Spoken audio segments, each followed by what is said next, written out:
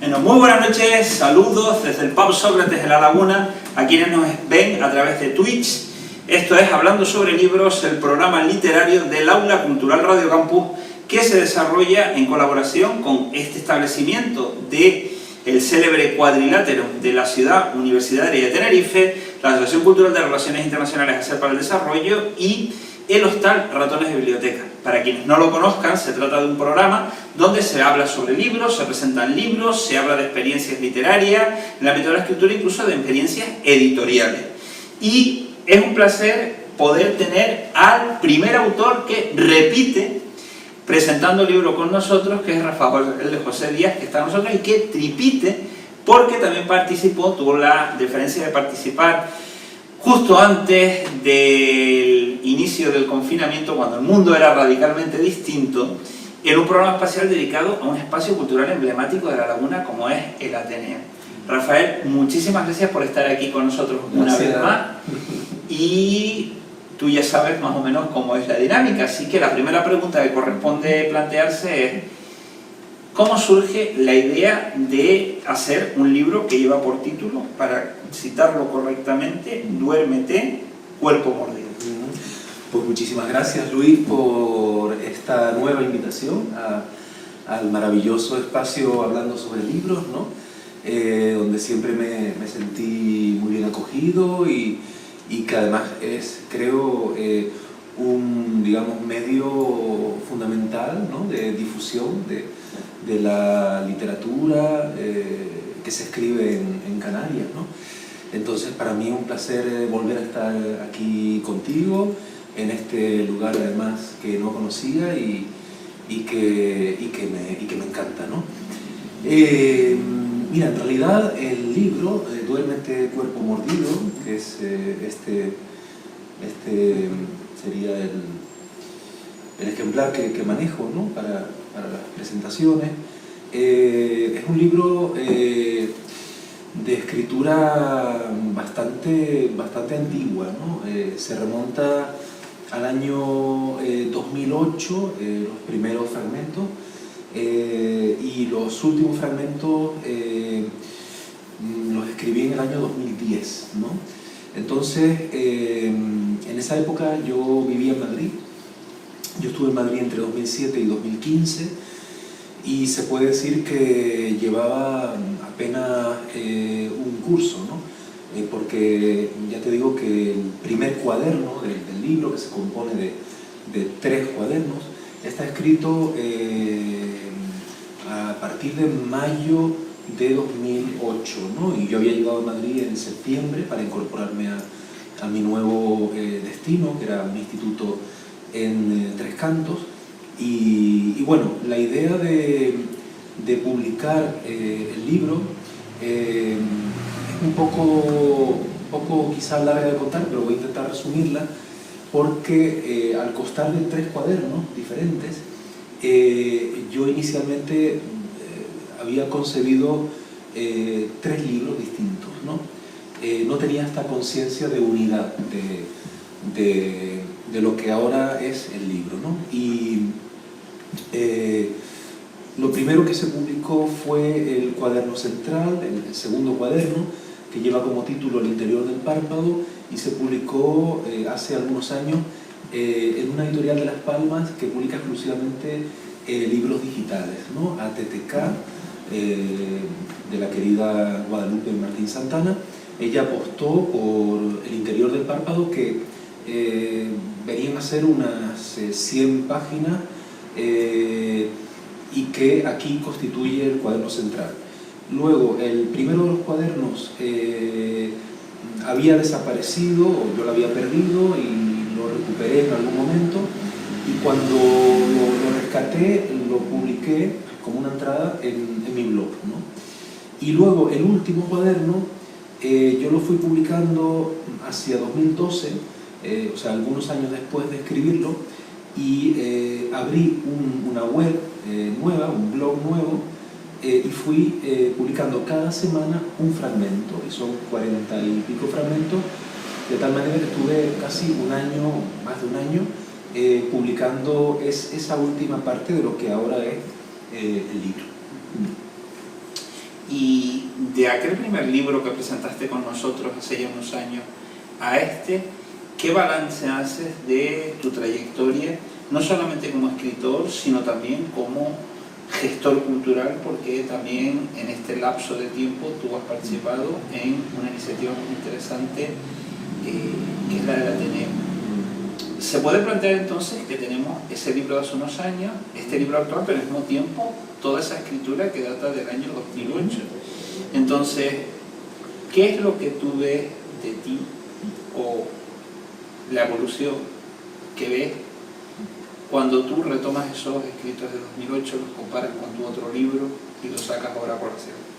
Sí, muy interesante esto que planteas, porque si no me equivoco, el libro del que en su momento hablamos, en la primera vez que participé en el programa, era un sudario, creo, que había publicado Pretextos, y en 2015, si no me equivoco, y ese libro es un libro en realidad de escritura posterior a este, ¿no?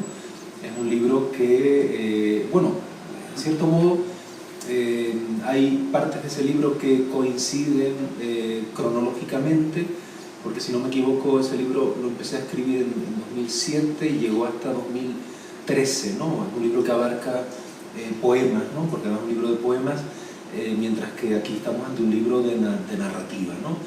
Bueno, podemos discutir si se trata de narrativa o otra cosa, ¿no? Pero bueno, en cualquier caso sería un libro de prosa, ¿no?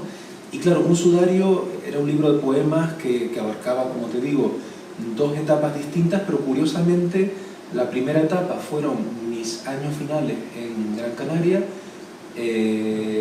2000, si no me equivoco, 2005 a 2007, que es el año en que yo me voy a Madrid, y luego la segunda parte de Un sudario recoge ya los primeros años de mi vida en Madrid, con lo cual es curioso porque sí que la segunda parte de Un sudario coincide cronológicamente con este libro, ¿no?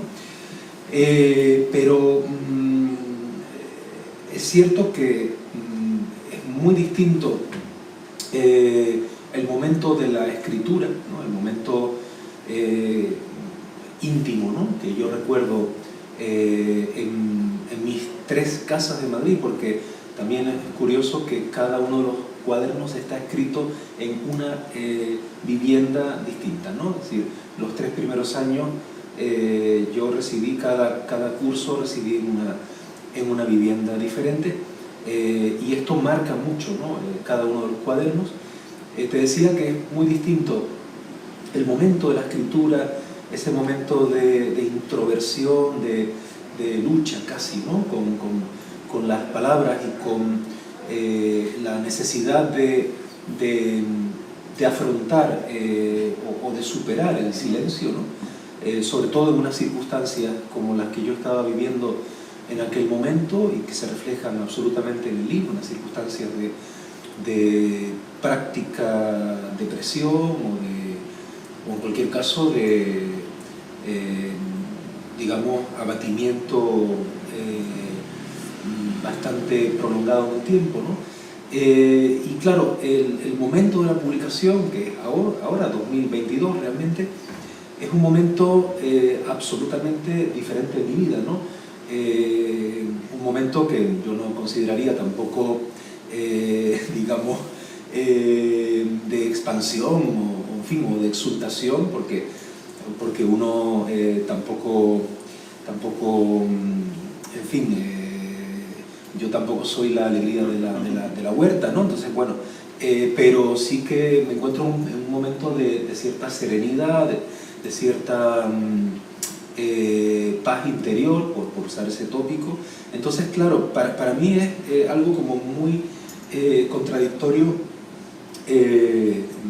estar hablando o estar leyendo, cuando lo he hecho, de fragmentos, de cuadernos que fueron escritos en lo que para mí es prácticamente una etapa otra de mi vida, una etapa que yo recuerdo como absolutamente superada y desde luego felizmente superada, ¿no? Entonces, bueno, no sé si te respondí a la pregunta porque estaba la parte de la gestión cultural, pero si quieres ahora podemos seguir hablando sobre eso, ¿no? Entonces, se podría decir que el título, más que duérmete cuerpo mordido, teniendo en cuenta que se referencia a ese momento asiago de tu vida, podría ser un poco de descansa alma mordida. Sí, sí, efectivamente, ¿no? Tiene que ver mucho con el cuerpo, porque hay desde luego una, digamos, continuidad erótica, ¿no? En los 3 cuadernos, ¿no? Pero la herida es sobre todo una herida del alma, efectivamente, ¿no? Es una situación de soledad, de desamparo, de desorientación también, ¿no? Y es un momento complejo, ¿no? Entonces, claro, yo inicialmente lo iba a titular La mordedura, que era un término más abstracto, pero bueno, luego recapacitando un poco me di cuenta de que prefería un título un poco más explícito, ¿no? Como el que lleva hoy en día, incorporando una especie de referencia al poema de Cavafy de Recuerda Cuerpo, ¿no? Y luego también hay una alusión a la canción de cuna, ¿no? Duérmete, ¿no? Como esa necesidad de alcanzar otro estado, ¿no? Otro estado vital, que es el estado del sueño como metáfora digamos, del descanso, ¿no? Frente al otro momento de quiebra existencial, ¿no? Que es el que digamos, desencadena la escritura, que en sí, este tipo de escritura va buscando ese otro momento que quizá se alcance provisionalmente en el último cuaderno, ¿no? Que se titula Las llaves del amanecer, porque de alguna manera es como la salida hacia la luz que se puede ver al final del túnel, ¿no? ¿Hay un hilo conductor entonces entre los 3 cuadernos?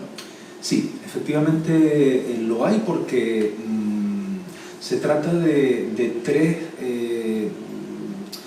secuencias de la misma historia de destrucción de una relación amorosa, ¿no? La primera secuencia, que es el primer cuaderno, tendría que ver con el momento de la efervescencia de la ruptura, ¿no? El momento en el que la ruptura está teniendo lugar. Entonces se trata de una escritura casi mínima, una escritura casi balbuciente, ¿no? En la que digamos, se hace muy complicado hablar porque se está realmente viviendo algo muy destructivo, ¿no? Y luego el segundo cuaderno, escrito ya en esa segunda vivienda, una vivienda interior muy oscura, que se titula El interior del párpado, digamos, refleja el segundo movimiento, ¿no? Por emplear la metáfora musical, que tendría que ver con el pozo de la soledad, ¿no? Del vacío más completo, ¿no? Mientras que el último momento, como te decía, Las llaves del amanecer, bueno, ya hay una distancia de casi 2 años desde aquella situación de ruptura, y la escritura se ha vuelto un poco más amable, va buscando derivas, digamos, que la conduzcan hacia digamos, lugares que no tengan tanto que ver con ese tema, y entonces, bueno, la escritura empieza a abrirse, refleja también paseos, encuentros, lugares de Madrid que yo voy visitando como modo de también escapar, ¿no? esa situación, ¿no? Sí. Y a la hora de abordar la escritura, la recuperación de esos aspectos que tienen en cierto sentido una perspectiva autobiográfica, hay también un ejercicio catártico, es decir, de volver a esos lugares del pasado, a esos recuerdos y enfrentarse desde la perspectiva actual. Bueno, eso, claro, tuvo lugar en el momento de la revisión, ¿no? del texto, ¿no? Cuando la editorial Mercurio, ¿no? La editorial que ha publicado el libro, la editorial de Jorge Liria, ¿no? Y también hubo una persona fundamental que fue Victoriano Santana Sanjurjo, que fue la persona que me invitó y que me animó a que este conjunto de cuadernos y de fragmentos que a priori parecían un poco, digamos, deslavazados, pues, digamos, fue acompañándome, Victoriano Santana, como digo, en ese proceso de, digamos, de darle cohesión a las diferentes partes, ¿no? Aunque el texto está casi sin modificar, es decir, yo no, en el momento de revisión no modifico la escritura, salvo que encuentre algún error puntual, ¿no? de gramática o, en fin, o de redacción, pero no hay una reescritura sobre aquellos materiales antiguos, ¿no? Entonces, pero sí que hay una lectura. Entonces esa lectura sí que me confronta a mí con un momento de mi vida, como te decía, que yo casi ya no comprendo, ¿no? Y que para mí es casi como si fuera la escritura de otro, ¿no? En primer lugar porque lo que allí se dice está muy alejado de mi vida actual, y en segundo lugar porque también la forma de escribir no es la que yo practico o practicaría hoy en día, ¿no? Entonces la catarsis, como tú decías, sí que tuvo lugar quizá en el momento en que yo escribí, ¿no? Quizá intento recordar que pudo ayudarme de alguna manera, ¿no? Un poco extrañamente terapéutica, ¿no? La escritura por lo menos te obliga a, a seguir viviendo, ¿no? Porque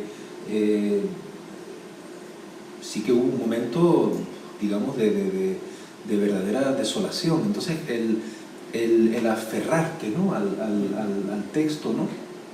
Y el sacar y proyectar en este caso en la pantalla del ordenador, que es donde yo iba escribiendo, no a mano en este caso, sino en la pantalla del ordenador. Además hay toda una reflexión en muchos fragmentos sobre el propio acto, ¿no? de abrir la pantalla de un ordenador portátil que yo tenía en ese momento, de abrir la pantalla como un acto de supervivencia, ¿no? Es decir, el mero gesto de abrir el documento de Word y comenzar a escribir lo que en aquel momento estaba pasando por mi cabeza, ya generaba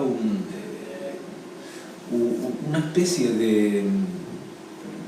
de catarsis, una especie de liberación, digámoslo así, ¿no? En cualquier caso, aquí sigo, ¿no? Lo cual algo le debo, creo yo, al libro, ¿no? Hablemos ahora del proceso de edición y de publicación. ¿Qué tal ha sido la experiencia con Mercurio? Muy satisfactoria. Realmente el libro, para mí era la segunda vez que yo publicaba en Mercurio, porque hace un par de años salieron en otra colección distinta unos ensayos que yo reuní en un libro muy distinto, ¿no? Ensayos sobre poetas suizos, a los que yo he traducido, pero en este caso se trataba de una colección nueva, en principio de prosa narrativa. especialmente de libros de cuentos. El mío no es un libro de cuentos, pero bueno, otros 2 o 3 libros que han publicado en esta colección son libros de cuentos, ¿no? Y debo decir que la edición es tremendamente pulcra, está revisada tanto por Victoriano Santana Sanjurjo, que hizo aquí el papel de lo que en Inglaterra llaman el editor, ¿no? El editor en el sentido inglés de la palabra, que es la persona que cuida, la persona que vigila el texto, la persona que propone, pues bueno, por ejemplo, algo tan sencillo y al mismo tiempo tan útil como una doble numeración de los fragmentos, ¿no? Dentro de cada cuaderno y en el conjunto del libro, ¿no? Entonces eso a mí no se me hubiera ocurrido, ¿no? Pero es algo muy útil. Y luego yo, las veces que he leído algunos fragmentos, me he dado cuenta de que luego no hay erratas, ¿no? Luego cada fragmento empieza en página impar, lo que hace que el libro sea un pequeño mamotreto, porque salen 400 y pico páginas, pero en realidad se hace mucho más atractivo, ¿no? de leer, porque te das cuenta de que cada fragmento tiene su propia independencia, ¿no? El libro puede leerse, como decía antes, en cuanto a la descripción genérica, ¿no? Puede leerse como una novela, en el sentido de que novela contemporánea es, digamos, una especie de, no diré cajón desastre, que parece una expresión un poco despectiva, pero sí que es un contenedor, digamos, que admite prácticamente cualquier tipo de texto, es decir, pensamos siempre en la novela como un libro dividido en capítulos lineales, pero en absoluto, es decir, desde las vanguardias como mínimo, ¿no? sino un poco antes, pero en cualquier caso desde comienzos del siglo XX, y no digamos ya con Joyce y con otros autores que experimentaron, ¿no? Con el género, la novela puede consistir, por ejemplo, en un conjunto de fragmentos perfectamente. ¿Qué otra cosa sería Nadia de André Breton, ¿no? Que es un libro en el que hay un fragmentarismo, se incluyen fotografías, cada capítulo, en realidad, ahí está el famoso capítulo quinto, ¿no? Que está situado aquí en Tenerife, ¿no? No, perdón, ese es el amour fou, ¿no? El amor loco, ¿no? Bueno, ahora mismo, sí, el capítulo de Tenerife está en el amor loco, no en Nadia. Pero bueno, el amor loco también es otra de esas obras de Breton en las que no sabríamos si estamos ante un libro de prosa poética o una novela, ¿no? Entonces, bueno, hay muchos ejemplos, ¿no? Pero perfectamente podría leerse de manera incluso salteada, es decir, como en fin, salvando las infinitas distancias, Rayuela de Cortázar, ¿no? que permite 2 lecturas con aquella tabla numérica, ¿no? O yo voy a haber puesto una tabla numérica, ¿no? Alternativa, porque se puede perfectamente entender cada fragmento como un pequeño texto independiente, ¿no? Incluso hay algunos que están mucho más cerca del lenguaje poético que del lenguaje narrativo. En el libro se cuentan cosas, pero al mismo tiempo hay fragmentos en los que lo que se hace es reflexionar de forma contemplativa, mirando más bien hacia el interior, por lo cual no hay acciones externas que se estén contando a veces. Entonces, bueno, admite varias lecturas. Y precisamente en ese tema de las varias lecturas, ¿tenías en mente o tienes en mente, o tienes editorialmente, algún perfil específico de persona a la hora de plantearse tú la escritura, la empresa, la edición, o es un libro al que pueda acercarse cualquier persona que simplemente tenga gustos? Yo creo que es un libro que puede leer cualquier lector, desde luego no lectores infantiles, ¿no?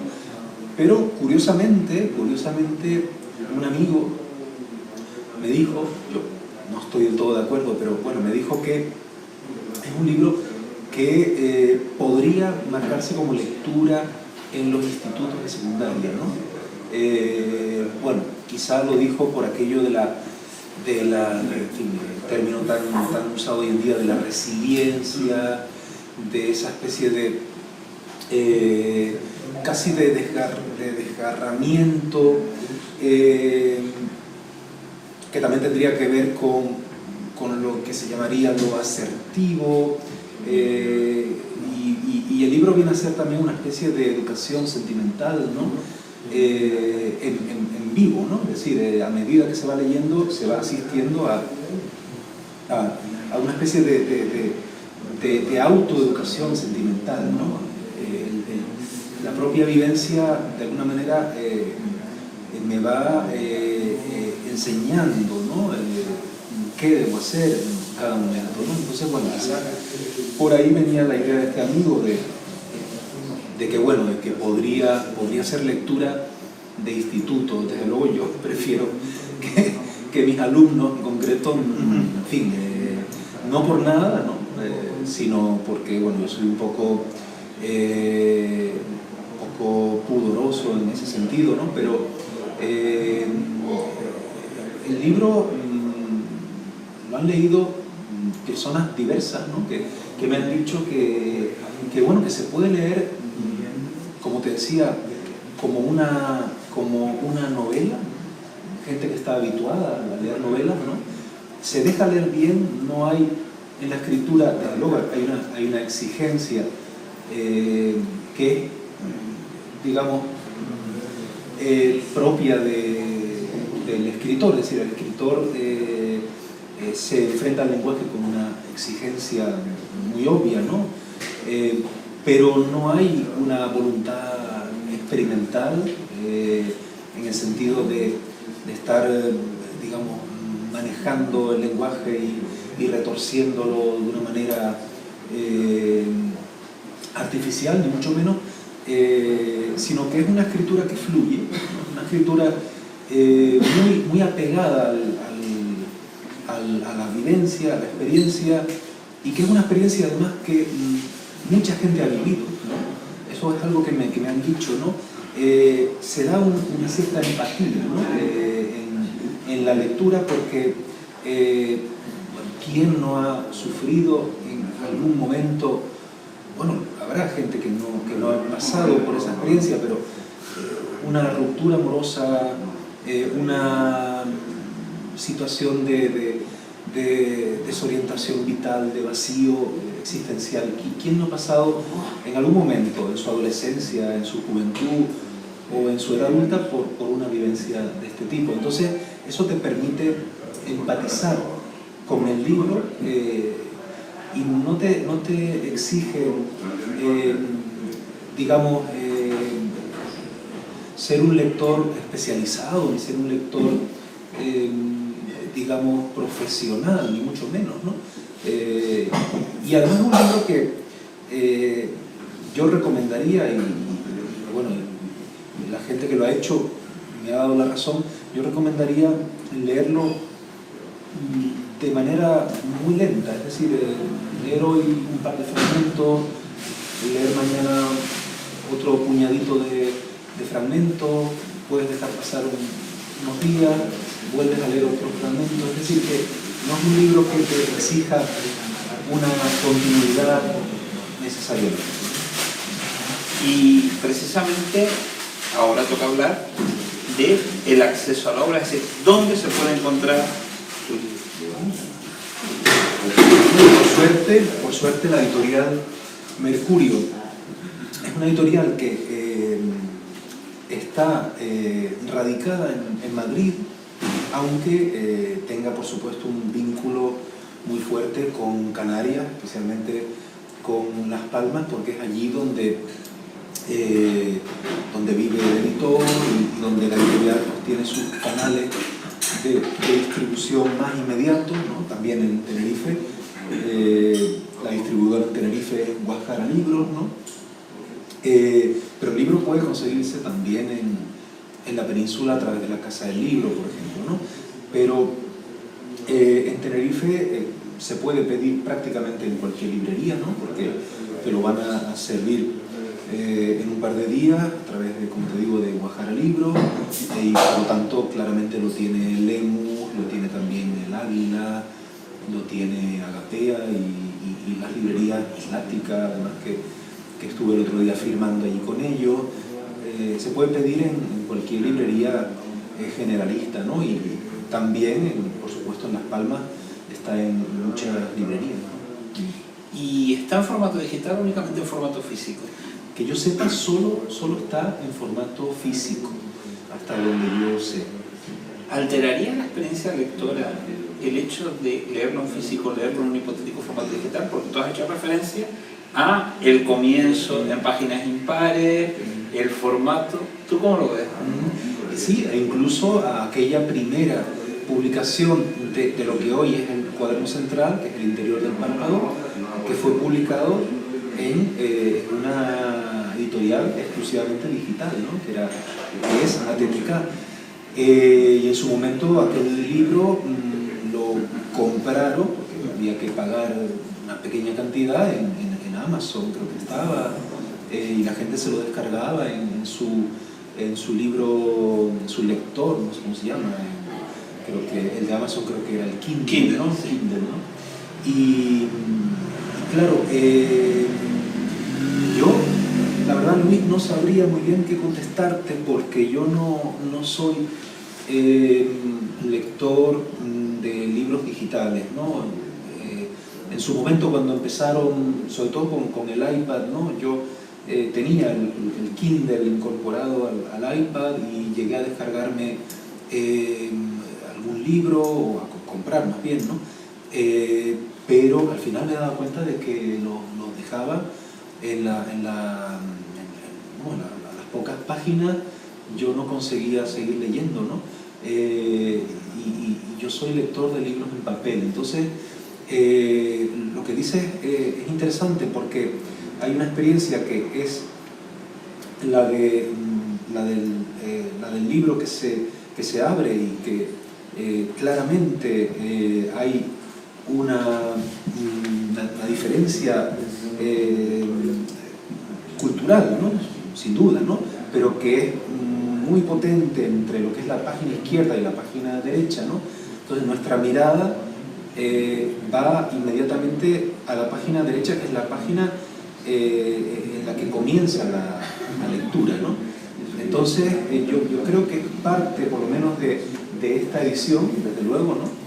Podría haberse hecho, se hubieran ahorrado, no diré la mitad del papel, pero casi, ¿no? Probablemente hubiera salido un libro de 200 y pico páginas si no se hubiera comenzado cada fragmento en página derecha o página impar, ¿no? Pero yo creo que justamente influye en la experiencia lectora, en el sentido de que tú terminas un fragmento y te das una pausa, ¿no? Dices, bueno, te quedas un poco pensando, ¿no? En lo que has leído, y entonces no vas inmediatamente a leer el siguiente fragmento, sino que dices, bueno, ha terminado una pequeña parte del libro, que es en realidad un fragmento, y das la vuelta a la página y te encuentras en una página impar con el siguiente fragmento. Entonces hay ahí una especie de ¿cómo decirlo?, de pausa, ¿no? No diré de hueco, pero sí de una transición suave, ¿no? Digamos, entre un fragmento y otro, que desde luego en un libro digital no se daría, ¿no? En absoluto, claro. Para terminar, ¿qué le dirías a aquellas personas que te están viendo o que te escuchen a posteriori cuando colguemos este programa, tanto en YouTube como en iVoox, para animarlas a leer Duérmete, Cuerpo Móvil? Bueno, yo les diría, difícil, ¿no? Porque, en fin, es el momento ya de mercadotecnia, ¿no? Me gusta más la palabra esta que la de marketing, ¿no? Un poco, yo podría decir que un poco retomaría la idea que comentábamos antes de la empatía lectora, ¿no? Es decir, hay mucha gente, ¿no?, que ha pasado por momentos duros, ¿no?, en su vida, y que, bueno, los ha superado de una manera u otra. Hay gente que acude a profesionales, que es lo que hay que hacer, ¿no?, acudir a un psicólogo, acudir a un psiquiatra, un psicoanalista, lo que fuera.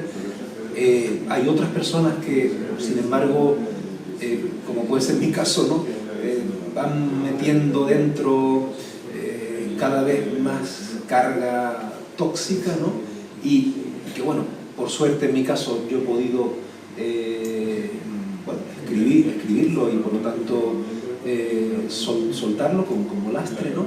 Entonces puede servirle, desde luego no es un libro de autoayuda, ¿no?, pero puede perfectamente uno, lo mismo que cuando, bueno, salvando también las inmensas distancias, ¿no?, y porque está también con el candelero, con el centenario, cuando uno lee a Proust, ¿no?, todas aquellas evocaciones de su infancia, ¿no?, de su juventud, ¿no?, y uno, yo que lo leí siendo bastante joven, a mí me creó Proust una especie de afición por la rememoración, ¿no?, por el regreso de la infancia, ¿no?, por esa fijación de la memoria. Entonces, de alguna manera puede servir para bueno, ver proyectadas, ¿no?, algunas experiencias con las que uno puede identificarse, o bien puede leerse, digamos, como una lectura, digamos, más, ¿no? Es decir, no necesariamente se tiene por qué empatizar, ¿no? Estaba recordando que en tu primera intervención debatimos también sobre el uso del anglicismo y existe una curiosa simetría en cómo lo vamos ahora también a tocar un poco ese tema. Como ultílogo al programa, ¿poeta, narrador o simplemente escritor? Yo diría escritor, porque es una palabra que engloba todo, y yo cada vez creo menos en los géneros. Entonces, decía Barthes, ¿no? Decía, lo único que existe es la escritura, la escritura, ¿no? Esa división entre géneros, ¿no? ¿Hasta qué punto, no? En realidad, los alemanes hablan de Dichtung, ¿no? Dichtung sería, digamos, el uso creativo del lenguaje. Entonces, el uso creativo del lenguaje, es decir, esa especie de uso no comunicativo o digamos, o no pragmático del lenguaje, existe tanto en la poesía como en la narrativa más interesante o más exigente. Pensemos en Clarice Lispector, o pensemos, en fin, en tantísimos autores y autoras que conciben la narrativa como un espacio también poético, ¿no? Entonces, ahora en realidad me estoy arrepintiendo de haberte dicho lo de escritor, ¿no? Porque te diría más bien poeta en el sentido alemán, ojalá, ¿no?, de Dichter, ¿no?, poeta en el sentido de creador de lenguaje. Es decir, yo cuando escribo narrativa, sí, claro, me interesa contar algo, ¿no?, pero no a cualquier precio. Me interesa sobre todo la experiencia de, digamos, ¿cómo decirlo?, de interiorizar el lenguaje y, digamos, crear algo nuevo con las palabras. Pues como cuestión final, queda plantear que uno de los puntos también que hemos hablado siempre en tus intervenciones, especialmente en el programa que dedicamos, ha sido tu experiencia en el área o la sección de literatura del Ateneo, que me comentabas mientras preparábamos todo el aparataje técnico, que toca su fin. ¿Qué balance hace, Rafael, de estos 4 años? Porque yo creo que en un programa radiofónico, cultural, lagunero, el Ateneo es cita obligada. ¿Qué balance hace? Mira, muy positivo, como te decía, el 18 de ahora de enero es la Junta General de Socios y corresponde este año un cambio de junta directiva y bueno, la compañera Sandra Santana y yo, de la sección de literatura, hemos optado por entender que se terminaba una etapa, nos hubiera encantado continuar, pero bueno, hay muchos calderos al fuego y bueno, yo creo que también los cargos no deben ser nunca vitalicios ni deben durar demasiado tiempo, y además en este caso hemos querido también darle paso a gente joven, ¿no? Entonces el balance es desde luego muy positivo, pero también contiene digamos dos no momentos, pero sí dos motivos de pequeña frustración, ¿verdad? Y bueno, y enseguida lo vas a entender y nuestros oyentes lo van a entender. En primer lugar fue el incendio, ¿no? El 4 de octubre de 2019, ¿no? Tuvo lugar el terrible incendio de la sede del Ateneo de la Laguna. Y luego, en marzo de 2020, se declara el confinamiento por la pandemia. Entonces, ¿qué ocurre? Que el Ateneo ha sufrido no solamente literatura, sino todas las actividades, y han sufrido la falta de sede primero y luego la no presencialidad después. Entonces, claro, nos hemos tenido que reinventar, pero de ahí viene el balance positivo, en el sentido de que esa reinvención nos ha llevado a proponer algo, por ejemplo, yo creo que tan estimulante como es la colección Lectura Silenciosa, que está a punto de aparecer en la tercera y seguramente última edición de esa caja con 6 plaquettes muy cuidadas, con un diseño muy bonito, que empezamos en 2020 justamente, y que ha sido una experiencia magnífica. Y luego, ya cuando empezamos a poder volver a la presencialidad, agradecemos muchísimo a todas las instituciones que nos brindaron sus espacios. No las voy a mencionar todas, no acabaremos, pero ahí pudimos seguir desarrollando lecturas, presentaciones, mesas redondas. La última de ellas, de hecho, fue temática, porque fue un homenaje a José Carlos Catalina, poeta de la Laguna, que murió hace un par de años. Entonces, va a ser la última actividad presencial de la sección que llevamos Sandra Santana y yo. Entonces, qué mejor que terminar con ese homenaje. Pues Rafael, muchísimas gracias. Y desde Radio Campus, de las entidades que hacen posible Hablando sobre Libros, te deseamos el mayor de los éxitos y la mejor de la suerte en este libro y en los que vengan, pero de ellos hablaremos aquí también en ediciones ulteriores. Claro, muchísimas gracias a ti, Luis, a Radio Campus, y mucho éxito con el programa.